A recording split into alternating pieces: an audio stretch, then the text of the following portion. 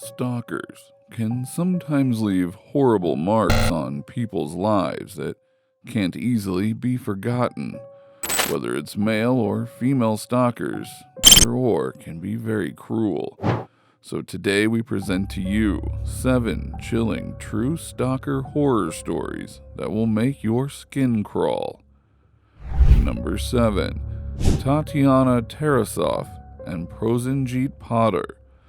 Tatiana Tarasoff, then 18 years old, became friends with Prosenjit Potter, an Indian student at the University of California, Berkeley in 1968. The two began hanging together after they met during a folk dancing class on campus. They briefly dated after exchanging a pleasant kiss at a New Year's Eve party. However, they didn't feel the same way romantically and held differing opinions about how serious their relationship was. Tatiana spurned him and made it obvious she was dating other guys and wasn't interested in starting a serious connection with Potter after learning about the strength of his affection for her and his misunderstanding of their relationship. In the following months, his personal life was neglected. His academic performance suffered, and he developed an even stronger fascination with Tarasoff. The spring and summer of 1969 saw a further decline in his mental state.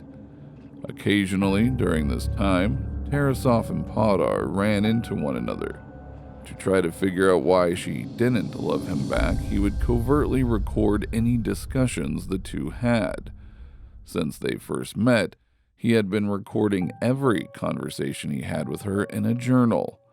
Later, he would start pursuing her and attempting to sway her decision. He kept calling her, showing up at the bus stop to stand with her, and finally making friends with and moving in with her brother. Number 6. Teresa Saldana and Arthur Richard Jackson.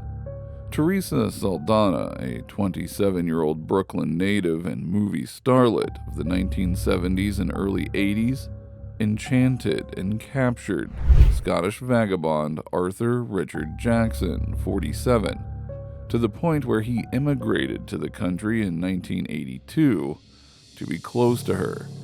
Now, in order for them to spend all of eternity together in the afterlife, which was his desire, he planned to not only find her, but also to kill her and then die by execution. Jackson hired a private investigator after he arrived in the country to find out as much as he could about Saldana. He was able to acquire her mother's personal phone number, and he called pretending to be a Martin Scorsese agent. He claimed that he needed to speak with Teresa about a potential acting position in a movie. He was given Saldana's mother's home address, and he waited outside for the West Hollywood actress there.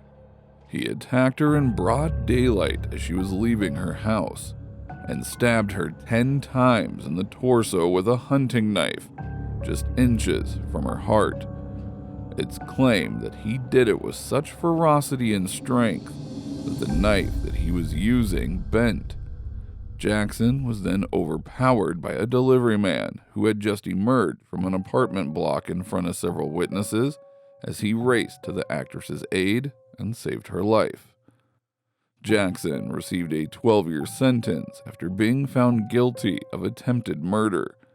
He continued to threaten Saldana while he was incarcerated and started to target the person who had saved her as well. Number 5. Rebecca Schaefer and Robert John Brado. The activities of Arthur Richard Jackson, who was fascinated with a young actress, served as an inspiration for a 19-year-old crazy fan. Like Jackson did with Saldana, Robert John Brado hired a private investigator to gather details about the actress before killing her. A magnificent shrine of actress Rebecca Schaefer was kept in the Tucson, Arizona home of Robert John Brado, who had also corresponded with her fairly frequently. In 1987, he visited Los Angeles and made numerous attempts to pay her a visit on the set of her sitcom, My Sister Sam. Security repeatedly turned him away as he tried to enter Rebecca's room. He was upset, furious, jealous, and disappointed in 1989 after seeing a movie in which Rebecca Schaefer participated in a sexual scene. She was referred to as another Hollywood whore by him as he felt she deserved to be punished. After being apprehended later, he admitted to the murder and was sentenced to life in jail without the chance of release. Due to another man's ability and willingness to pay for information that should have never been made available to him or anyone else, the actress's burgeoning career in life had been cut short. Actress Teresa Saldana fought for the Driver's Privacy Protection Act, which was a result of their cases. Number 4, Laura Black and Richard Farley. The Stalker incident resulted in a mass murder when Laura Black, then 22 years old, was employed by Electromagnetic Systems Labs Inc. in Sunnyvale, California in April of 1984. Richard Farley, 35, was an electrical engineer, developed an instant obsession with her. He said it was a matter of falling in love at first sight. Despite her refusals, he would continue to write her love letters, buy her gifts, and make advances toward a relationship. He promised to keep asking her out until either she said yes or the day that he would pass away. The presents, letters, and advances kept coming. He also developed the practice of driving around with her and visiting her house. He continued to stalk and harass her, forcing her to move more than once. He even went so far as to make duplicates of her keys for her desk and work files by becoming friends with the cleaning workers and then looking into her personnel files under false pretenses. Farley was given the death penalty after being found guilty on 7 counts of first-degree murder. He sent one last letter to Laura while he was incarcerated. He is presently incarcerated in San Quentin on death row. Number 3, Mary Stauffer and Ming Sen Shui. Now, we've all had a thing for teachers, right? I mean, really, it's not unusual to have had a crush on a teacher in your younger years, or maybe even a handsome professor in college. But unlike Ming Sen Shui, who developed a twisted fascination with his algebra teacher in the 9th grade and stalked her for more than 15 years, the majority of us are not savage stalkers. Shui fantasized about Stauffer over the years and created stories about consensual and non-consensual sexual fantasies, including some that involved rape. His warped desires were not satisfied by his frightening fantasy, so he started pursuing Mary and made constant attempts to find her during most of the 1970s. In 1975, he even broke into her in-laws under the pretense that they belonged to her and threatened to kill them if the incident was reported to the police. He discovered her whereabouts on the Bethel University campus in 1980, and he stalked her for several more months. He followed her to a salon in May of that year, where he held her and her daughter, who was 7, at gunpoint. As they were leaving, he then abducted them. Jason Wilkman, 6, noticed Mary's terrified and restrained cries as Shui pulled over, and she began making loud noises from the trunk. In a remote wildlife sanctuary, he beat the youngster to death with a metal rod after throwing him into the trunk as well. Shui was sentenced to 40 years in prison for killing Jason Wilkman and an additional 30 years for abducting Mary and her daughter. Number 2, Laurie Sho and Lisa Michelle Lambert. Usually when we think of the word stalking, we picture a crazy man who is infatuated with a lady and intimidates and terrorizes her. With her tragic jealousy and obsessive following of Lori Show, 16, a classmate in high school, Lisa Michelle Lambert, startled us all in 1991, forever altering the way that we view stalking.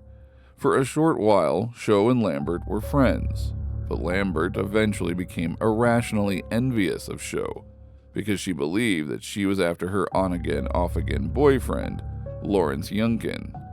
Hazel, Lori's mother, tried to accuse Lambert of wrongdoing, but this did not deter her. The school counselor called Hazel on December 21st, 1991, and asked her to attend a meeting to talk about Lori. A scheme by Lambert to impersonate Lori, the phone call was intended to leave Lori exposed and alone. When Hazel got home, she found her daughter bleeding out while in pain. By whispering Michelle did it, she was able to identify her attacker and alert her mother. Her throat had been cut in addition to being repeatedly stabbed. Number 1. Maria Marchese. Following any type of sexual attack, a woman should always be heard, always seen, and always believed. During a 4-year terror campaign against psychiatrist Dr. John Falkowski, 45, in London in the early 2000s, Maria Marchese, 45, falsely claimed that she had been the victim of rape, trampling over the accounts and defaming and disrespecting rape and actual sexual assault survivors. After meeting the doctor in 2001 while he was treating her then partner, Marchese fell head over heels for him. Soon after, she managed to obtain his home, work, and cell phone numbers. She started contacting him, writing him notes, and sending him messages as she stalked him. She would declare her undying love for him and assert that they were destined to be together since they were both born for each other. After grabbing a condom from his garbage during one of her break-ins and smearing his semen on her underwear, Marchese accused the doctor of rape in 2004. 5 days before Falkowski was scheduled to appear in court, evidence was found clearing his name after more than a year of living under suspicion. DNA from his new girlfriend was detected in the sample, which supported the theory that Marchese was responsible for his framing. Although Marchese had been successful in ending Pemberton and Falkowski's engagement, harming his name and reputation as well as impeding on his career, his name was finally cleared after 18 months. Maria Marchese received a 9-year prison sentence in January 2007 for the terror that she inflicted on Falkowski and Pemberton over the course of those years. And that is a wrap, guys. Have you ever encountered any stalkers in your life? Which of these stalker tales leave you scared? Please let us know in the comment section below, and if you are new here, make sure to hit that bell icon after subscribing to the channel. Until then, goodbye, and we will see you all in the next video.